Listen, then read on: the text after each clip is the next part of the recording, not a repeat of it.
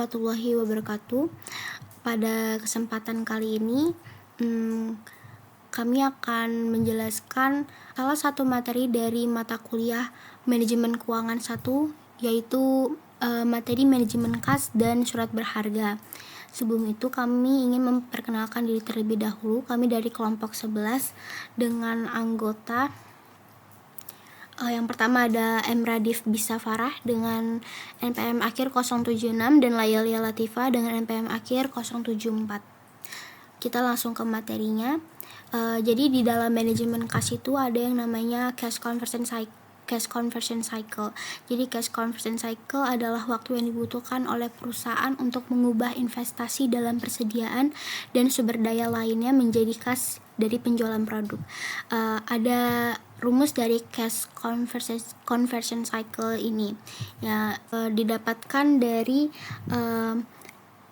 average age of inventory ditambah dengan average collection period lalu dikurangi dengan average payment period.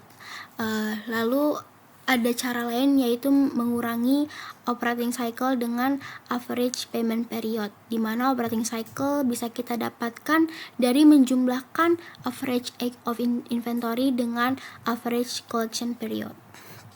Sebenarnya rumusnya sama saja.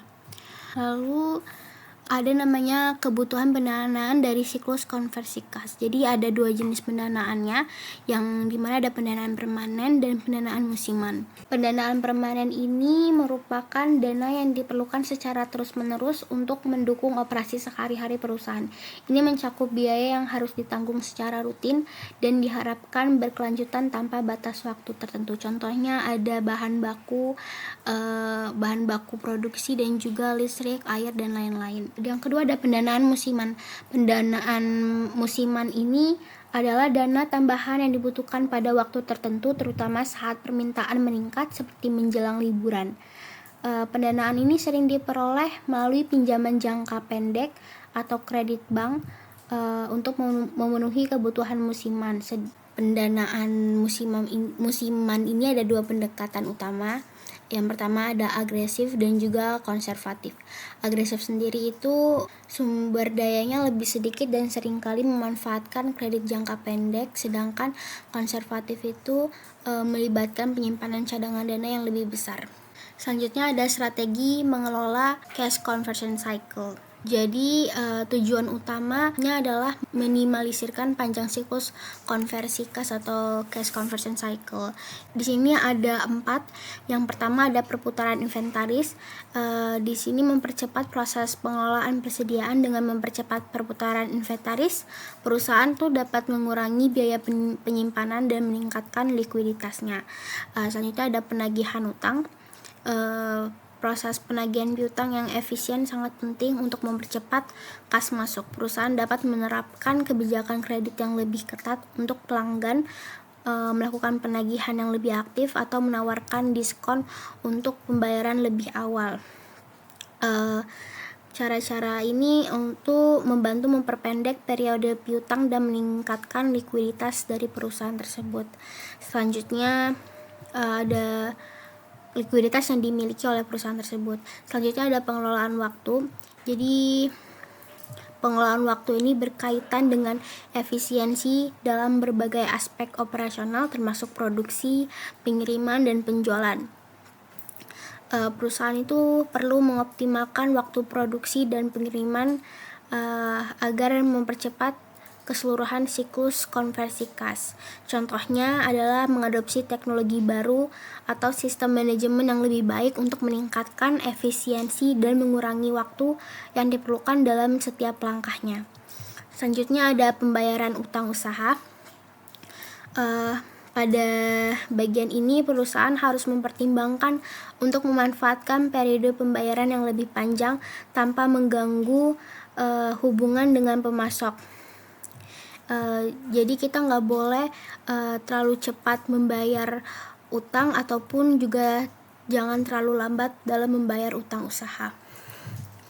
Selanjutnya ada dalam pengelolaan inventory atau inventory management ada 6 teknik. Pertama ada ABC system. ABC system sendiri adalah teknik manajemen inventaris yang membagi inventaris menjadi 3 kelompok, A, B, dan C, dalam urutan menurun berdasarkan tingkat kepentingan dan tingkat pengawasannya. Terus selanjutnya ada Economic Order Quantity or EOQ mode. Jadi teknik manajemen inventaris ini menentukan ukuran pesanan ideal untuk suatu barang yang bertujuan meminimalkan total biaya pemesanan dan penyimpanan. Ada rumusnya, yaitu akar dari 2 kali S yang merupakan jumlah barang yang digunakan per periode, lalu dikali dengan O yaitu biaya per pesanan, lalu dibagi dengan C yaitu biaya penyimpanan per unit per periodenya. Selanjutnya ada teknik just-in-time system. Jadi teknik ini merupakan teknik manajemen persediaan yang meminimalkan investasi persediaan dengan memastikan bahwa bahan baku tiba tepat saat dibutuhkan untuk produksi. Selanjutnya ada teknik untuk mengelola persediaannya. Selanjutnya ada teknik Materials Requirement Planning or MRP System. Jadi ini merupakan sistem manajemen persediaan yang menggunakan komputer untuk menentukan apa yang harus dipesan dan kapan harus memesan. Selanjutnya ada teknik Manufacturing Resource Planning yang kedua.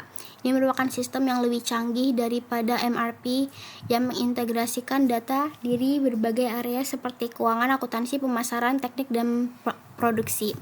Selanjutnya ada Enterprise Resource Planning or ERP. Ini merupakan sistem yang mengintegrasikan informasi dari semua departemen dalam perusahaan dan juga dari pemasok dan pelanggan. Materi selanjutnya akan dilanjutkan oleh rekan saya. Baik, selanjutnya adalah apa itu manajemen piutang usaha? Manajemen piutang usaha adalah proses mengelola kredit yang diberikan kepada pelanggan untuk memastikan bahwa pembayaran dari piutang tersebut diterima tepat waktu. Manajemen piutang usaha ini bertujuan untuk mengelola piutang secepat mungkin tanpa menghilangkan penjualan akibat teknik penagihan yang menekan. Dan untuk mencapai tujuan ini, mencakup 3 topik. Yang pertama ada pemilihan dan standar kredit, kemudian persyaratan kredit, dan yang ketiga adalah pemantauan kredit. Yang pertama ada pemilihan dan standar kredit, yaitu salah satu teknik pemilihan yang paling populer adalah 5C kredit yang menyediakan kerangka kerja untuk analisis kredit yang mendalam. Karena waktu dan biaya yang terlibat, metode pemilihan kredit ini digunakan untuk permintaan kredit bernilai besar. 5 teknik yang paling populer adalah karakter, capacity, capital, collateral, dan terakhir condition. Karakter adalah seperti catatan pemohon dalam memenuhi kewajiban masa lalu, capacity atau kemampuan pemohon untuk membayar kembali kredit yang diminta, modal atau utang pemohon relatif terhadap ekuitas, kolateral atau jumlah aset yang dimiliki pemohon untuk digunakan dalam mengamankan kredit.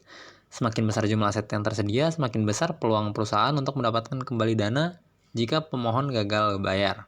Dan yang terakhir ada condition, yaitu adalah kondisi ekonomi umum saat ini dan kondisi khusus industri, dan kondisi unik apapun seputar transaksi tersebut.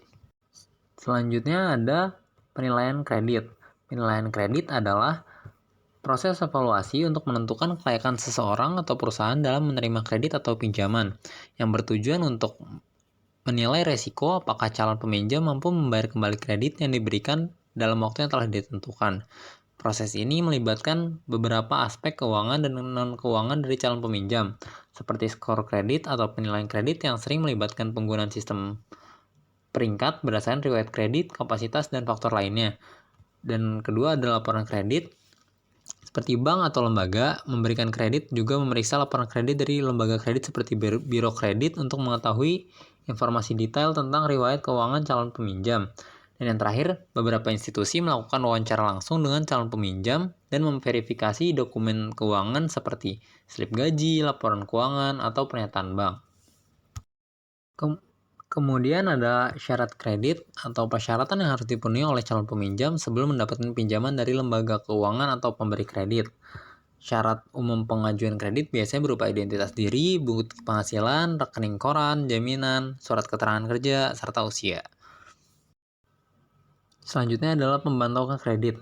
Pengawasan dan evaluasi berskala terhadap kinerja pinjaman atau kredit untuk memastikan bahwa peminjam mematuhi ketentuan pembayaran.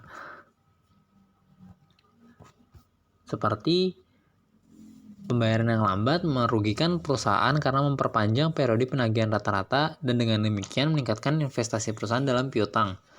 Nah, dua teknik yang sering digunakan untuk pemantauan kredit adalah periode penagihan rata-rata dan penuaan piutang. Periode penagihan rata-rata yang merumuskan penjualan kredit tahunan per piutang usaha dikali 365. Adapun penuaan piutang atau aging schedule adalah laporan yang digunakan untuk mengelompokkan piutang usaha berdasarkan usia atau lamanya waktu sejak faktur diterbitkan. Penuaan piutang biasanya dibagi dalam beberapa kategori seperti 0 sampai 30 hari, 31 sampai 60 hari, 61 sampai 90 hari, dan lebih dari 90 hari. Laporan ini membantu perusahaan dalam memantau dan mengelola piutang yang sudah jatuh tempo atau yang mendekati jatuh tempo. Selanjutnya adalah manajemen penerimaan. Manajemen penerimaan adalah manajemen pengelola kas yang masuk, baik dari penjualan produk, jasa, maupun sumber pendapatan lainnya. Manajemen penerimaan berkaitan dengan bagaimana perusahaan untuk mencapai tujuannya. Pastikan bahwa dana yang masuk cukup untuk menutupi kebutuhan operasional dan likuiditas perusahaan. Ada beberapa poin penting dalam manajemen penerimaan seperti penagihan efektif, diskon pembayaran awal, dan monitoring piutang. Selanjutnya adalah manajemen pengeluaran, yaitu manajemen pengelolaan arus kas keluar seperti pembayaran untuk bahan baku, gaji karyawan, dan kewajiban lainnya. Manajemen ini bertujuan untuk memastikan bahwa pembayaran dilakukan tepat waktu tanpa mengganggu likuiditas perusahaan. Beberapa elemen dalam manajemen pengeluaran seperti anggaran pengeluaran, menyusun anggaran untuk memprediksi kebutuhan pengeluaran di masa depan, sehingga perusahaan dapat mengontrol biaya dan menghindari pengeluaran berlebihan. Ada jadwal pembayaran seperti mengatur schedule yang pembayaran untuk memanfaatkan diskon dari pemasok tanpa mengganggu aliran kas. Dan manajemen utang, mengelola kewajiban jangka pendek dan jangka panjang untuk menghindari kegagalan dalam pembayaran utang yang dapat mempengaruhi reputasi dan kesehatan keuangan perusahaan. Tujuan utama dari manajemen pengeluaran dan manajemen penerimaan adalah likuiditas atau memastikan bahwa perusahaan memiliki cukup kas untuk membiayai operasional sehari-hari, memiliki profitabilitas dengan mengelola penerimaan dan pengeluaran secara efisien. Perusahaan dapat meningkatkan profitabilitas dengan mengurangi biaya bunga atau denda keterlambatan pembayaran. Dan yang terakhir adalah pengendalian keuangan, yaitu mengurangi resiko ketidakmampuan membayar utang jangka pendek dan meningkatkan stabilitas keuangan perusahaan. Dengan manajemen penerimaan dan pengeluaran yang baik, perusahaan dapat menjaga arus kas tetap sehat, mengurangi resiko likuiditas, dan meningkatkan keuntungan. Dan materi yang terakhir adalah strategi efektif dalam manajemen penerimaan dan pengeluaran. Ada 3 strategi efektif dalam manajemen penerimaan dan pengeluaran. Yang pertama adalah perencanaan anggaran untuk membuat anggaran yang rinci dan realistis untuk mengelola penerimaan dan pengeluaran. Yang kedua adalah pengawasan dan audit. Melakukan pengawasan dan audit secara berkala untuk memastikan semua transaksi tercatat dengan benar. Dan yang ketiga adalah penggunaan teknologi. Perusahaan dapat menggunakan perangkat lunak manajemen keuangan untuk mempermudah proses pencatatan dan pelaporan agar lebih efektif dan efisien. Mungkin sekian presentasi dari kami, kurang lebihnya mohon maaf. Assalamualaikum warahmatullahi wabarakatuh.